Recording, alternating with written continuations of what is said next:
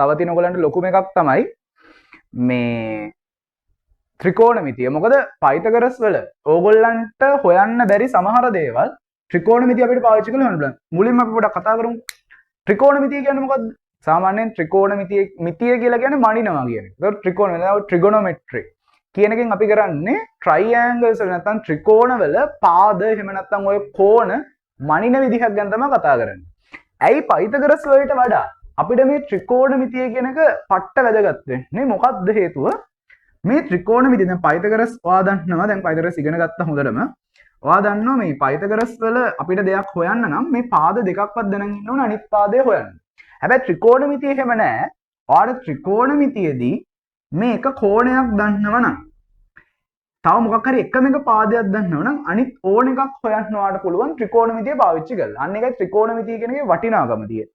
දැන් මේ ට්‍රිගොනොමෙට්‍රි වල ඇත්තරම සාමාන්‍යයෙන් ගත්තාම ට්‍රිගොනොමෙට්‍රික් රේෂියෝස් එහෙම නැත්නම් කියනවා ත්‍රිකෝණමිතික අනුපාත ಜಾති තියෙනවා ළමයි 6ක්.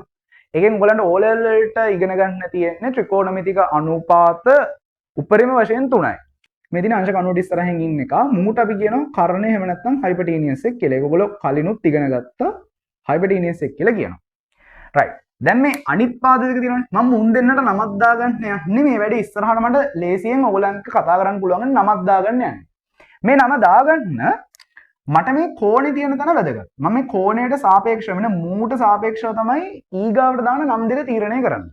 දැන් හිතන්න මෙතනනේ කෝණේ ඉන්නේ. මම මේකට තව රූපයක් අඳගන්නම්.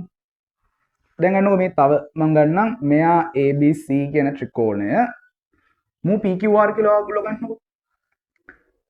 මෙයාගේ θ ඉන්නේ මෙන්න මෙතන කියලා. ඉතින් θ කියන්නේ අපි දන්නවා මොකක් හරි කෝණයක්. හරි. මේ θ ඉන්නේ මෙතන කියලා දන්නකො. දැන් මෙයාගේ කර්ණය වෙන්නේ මෙයා. හරි. මේ තමයි කර්ණය. නැත්නම් හයිපර්ටීනියස් එක. right. දැන් මෙතන මේ කෝණය මූනේ මුට ඉස්සරහින් ඉන්න මේ AB පාදයට අපි කියනවා නමක් මුට තමයි අපි කියන්නේ සම්මුඛ පාදය කියලා. ඇයි මේ කෝණෙ ඉස්සරහින් ඉන්නේ? දැන් මේ මට ඔයගොල්ලෝ ඉස්සරහින් ඉන්නලා මම කියන්නේ සම්මුඛව ඉන්නවා කියලා. ඉන්ටර්විව් එකක් කරන සම්මුඛ පරීක්ෂණය. දැන් මූට ඉස්සරහින් ඉන්න අපි කියනවා සම්මුඛ පාදය කියලා. අපි සයන්න දාගමු සම්මුඛ පාදය. හරි. මූට අපි කියනවා බද්ධ පාදය කියලා. හරි. ඒ කියන්නේ මෙයා සම්මුඛ පාදය. ඇයි බද්ධ පාදය කියන්නේ? දැන් මේ කෝණේ තියෙන මේ කෝණය හැදෙන්න අපිට ඕන වෙනනේ පාද දෙකක්. මේ පාදයයි මේ පාදයයි. එතකොට මේ කෝණයත් එක්ක ගෑවිලා ඉන්න පාද දෙක කවුද? මේ පාදයේ ගෑවිලා ඉන්නවා මූ ගෑවිලා ඉන්නවා. මුට කොහොමත් කර්ණය කියලා කියනවනේ. අනිත් ගෑවිලා ඉන්න පාදයට ගෑවිලා ඉන්නවා. බද්ධ වෙලා ඉන්නවා. අන්න එහෙනම් මුට කියනවා බද්ධ පාදය කියලා. right. දැන් මුගේ එක වෙනස්. මූ මොකද්ද? මුගේ මෙයාට ඉස්සරහෙන් තමයි සම්මුඛ පාදය. ඒතර සම්මුඛ පාදය වෙන්නේ මෙයා. බද්ධ පාදය වෙන්නේ මෙයා. හරිද? අපි ඉංග්‍රීසි වලින් කියනවා සම්මුඛ පාදයට ඔපොසිට් එක මෙයාට කියනවා ඇඩ්ජසන්ට් එක කියලා. මම DJ කියලා දාන්නම්. මෙයා ඔපොසිට් එක මෙයාට කියනවා ඇඩ්ජසන්ට් එක කියලා. right. හරි. අපි බලමු දැන් බලමු sin cos tan කියන්නේ කවුද කියලා. මුලින්ම sin කියලා කියන්නේ sin කියන අනුපාතය හැදෙන්නේ අපි දැන් sin කිව්වයි කියලා කිසිම තේරුමක් නැහැ. දැන් log කිව්වට තේරුමක් නැහැ. log 10 පාදයට 20 වගේ ගියොත් එම ලඝු පොතෙන් බලලා අපිට කියන්න පුළුවන් මේක තමයි. ඒතොර log කියලා කොට තේරුමක් නැහැ. ඒක අංකයක් එක්ක ඉලක්කමක් එක්ක කිව්වොත් එම පොඩි තේරුමක් තියෙනවා. ඒ වගේ මෙයාට මෙතන sin කිව්වයි කියලා කිසිම තේරුමක් නැහැ.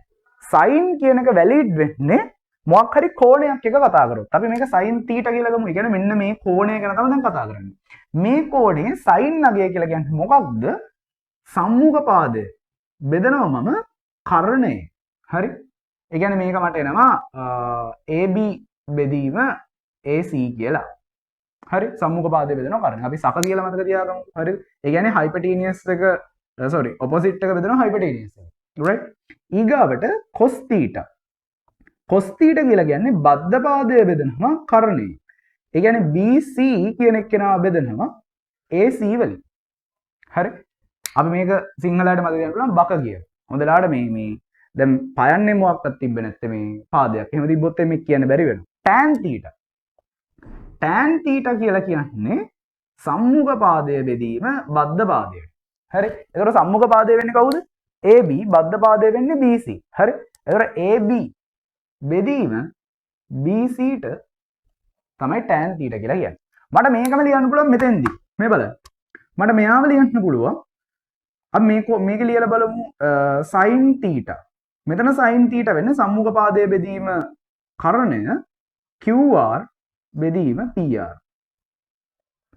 මෙයාගේ cos θ වැලියුව දැන් ඔයගොල්ලන්ට කියන්න පුළුවන් කවුද cos θ කියලා කියන්නේ බද්ධ පාදයේ බෙදීම කරණය. tan θ කියන්නේ සම්මුඛ පාදයේ බෙදීම බද්ධ පාදය. හරි. එතකොට මේ විදිහට තමයි ත්‍රිකෝණමිතික අනුපාත ටික හැදෙන්නේ. ළම ඔයගොල්ලෝ දන්නවද තව පොඩි ස්පෙෂල් දෙයක් තියෙනවා මේකේ. tan θ කියන එක්කෙනාව හැදෙන්නේ sin θ බෙදීම cos θ ගෙන්. ඒ කියන්නේ මේ tan θ ඉගෙන ගත්තනේ මෙන්න මේ tan θ අපි මෙතන හොයාගත්ත AB බෙදීම BC කියලා. හරි. මෙයා හැදෙන්නේ sin θව cos θ ගෙන් ඩිවයිඩ් කරාම නැත්නම් බෙදුවා. හරි. මම මේක ඔප්පු කරලා පෙන්නන්නම්. මේ බලන්න. දැන් tan θ කියන්නේ මෙයානේ. හරි. අපි sin θ බෙදීම cos θ කියන එක මෙහෙම ලියමුකෝ. sin θ කියලා කියන්නේ මම දන්නවා මේ AB බෙදීම AC. right? AB කියන ඩයල් එක බෙදනවා AC ගෙන්. හරි. ඊගාට මට එනවා cos θ කියලා කියන්නේ BC බෙදීම AC.